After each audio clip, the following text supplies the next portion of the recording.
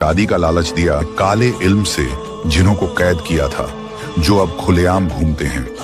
कई लोगों ने यह दावा किया कि रात के वक्त उस महल से किसी लड़की के रोने की आवाजें सुनाई देती हैं।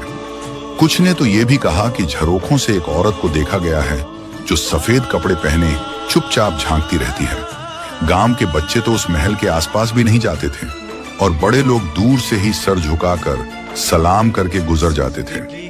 कहा जाता है कि जो भी उस महल में काम करने गया वो ज्यादा दिन टिक ही नहीं पाया। कुछ ने डर के मारे खुद ही छोड़ दिया और कुछ ऐसे भी थे जो वहां से कभी लौट कर ही नहीं आए।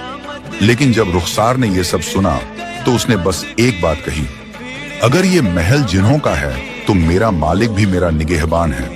और इसी यकीन और भरोसे के साथ वो उस महल के फाटक से अंदर दाखिल हो गई, जहां दीवारों की दरारों में पुराना वक्त जैसे जिंदा था और हवाओं में अब भी जरीना के शिकवे गूंजते थे।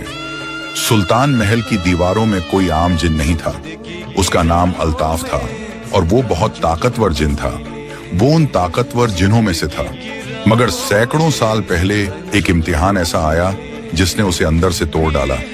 अल्ताफ को एक इंसानी लड़की से सच्ची मोहब्बत हो गई थी और उसकी मोहब्बत में वो इतना डूब गया था कि जब उस लड़की ने किसी और से निकाह किया तो अल्ताफ ने उसके शौहर के साथ एक हरकत कर दी जिससे वो पागल हो गया और उस लड़की के पास जाकर कहा, तूने मेरे दिल में इश्क डाला, फिर उसे मुझसे जुदा क्यों हुई?